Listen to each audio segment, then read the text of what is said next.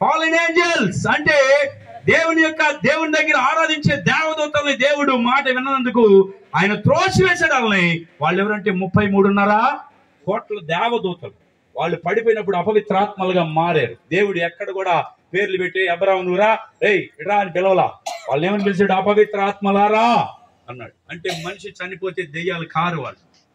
వెళ్తే దేవుని యొక్క ఏర్పాటులో పరదేశికి వెళ్ళాలి, లేకపోతే పాతాళానికి వెళ్ళాలి, కానీ భూమి మీద ఎక్కడ ఉండటానికి వీల్లేదు. మీరు భయపడదాము, వాడు చచ్చిపోయాడంట, అదిగా అబ్బాయి ఏమని వస్తాడు, ఇంకా కోరికలు తీరలేదంట అని ఆలోచిస్తా ఉంటే ఆ గాలిలో తిరిగే వాళ్ళు వాళ్ళని పూనుకొని వచ్చి నేనే వాడిని అని చెప్పి మిమ్మల్ని మోసం చేస్తాడు, నేనే అని చెప్పి మిమ్మల్ని భయపెడతాడు. ఎందుకంటే అపవాది ఆది నుంచి కూడా అబద్ధికుడు, మోసగాడు, మోసం చేస్తా ఉంటాడు, అబద్ధాలు చెప్తా ఉంటాడు. కనుక నమ్మటానికి వీల్లేదు. ప్రియులారా, ఈ రాత్రి సమయం ఎక్కువ లేదు కనుక చాలా విషయాలు చెప్పాలా, సమయం లేదు కనుక నేను ముగించబోతున్నాను.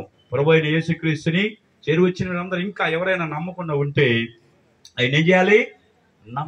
నమ్మి రక్షింపబడితే మీరు దేవుని రాజ్యంలోకి వెళ్తారు. నమ్మకపోతే శిక్ష అనేటువంటిది ఎదురుగా ఉన్నది. ఇది చాలా చివరి గడియల్లో ఉన్నాము, చాలా చివరి గడియల్లో ఉన్నాం ప్రియులారా. ఎప్పుడు ఏం జరిగిందో తెలియదు. బలవంతులు మరణిస్తున్నారు, మొత్తం అందరికి వచ్చింది.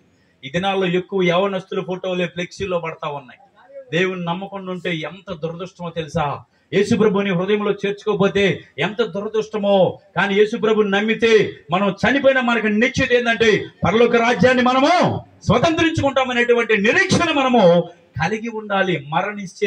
మరణించిన తర్వాత అసలు జీవితం అంట. ఇది జస్ట్ కొద్ది కాలమే ఈ లోకంలో శరీరంగా. తర్వాత ఆత్మ యుగ యుగాలు ఉండేటువంటిది. ఉంటే యుగ యుగాలు పరలోకంలో ఉంటావు, లేకపోతే యుగ యుగాలు నరకంలో ఉంటావు. గనుక నరకాన్ని తప్పించుకోవడానికి ఆ ప్రభు అయిన యేసుని నీవు అంగీకరించవలసినటువంటి వారమై ఉన్నాం పిల్లరా. కనుక మనందరం కూడా తెలుసుకోవాలి. చివరిగా 1 తెస్సలోనికి రాసిన పత్రిక 4వ అధ్యాయము చూద్దాం. 1 తెస్సలోనికి రాసిన పత్రిక 4వ అధ్యాయం తీసారా? సహోదరులారా,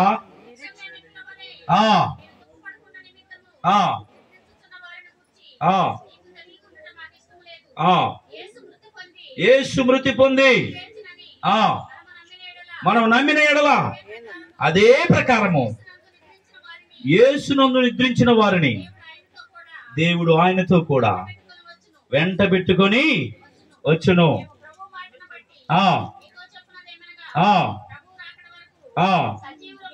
సజీవులమై నిలిచియుండు మనము నిద్రించిన వారి కంటే ముందుగా ఆయన సన్నిధికి చేరము.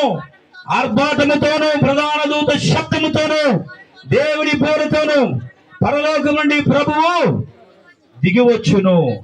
క్రీస్తునందుండి మృతులైన వారు ఆ మీదట సజీవులమై నిలిచియుండు మనము వానితో కూడా ఏకముగా ప్రభువుని ఎదుర్కొనుటకు కాగా మనము సదాకాలము ప్రభువుతో కూడా ఉందుము. కాబట్టి మీరు ఈ మాటల చేత ఒకరికొకడు ఆదరించి, ఈ మాటల చేత ఏం చేయాలంట? మనందరము ఇక్కడ ఉన్న వాళ్ళందరూ ఆదరించుకోవాలి. ఏమని? జాలాది భాగ్యమ్మ గారు వెళ్ళిపోయారు, మనం కూడా ఒక దినం వెళ్ళి కలుసుకుంటాము. గనుక ఒకరు ఏం చేయాలంట?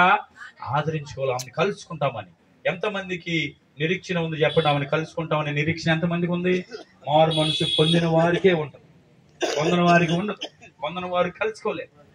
కనుక మనందరం కూడా ఒకళ్ళు ఆదరించుకుంటూ ఆమెను కలుసుకుంటామనేటువంటి నిరీక్షణతో మనందరం కలిగి రాత్రి కాలం యేసుని తెలుసుకుందాం. తెలియనటువంటి వారు తెలుసుకొని మారు మనసు పొంది రక్షణ మార్గం ఉండాలని ప్రభువైన యేసుక్రీస్తు నామములో ఈ మాటలు తెలియపరుస్తూ నేను ముగిస్తాను. దేవుడి మాటలు దీవించి ఆశీర్వదించను గాక.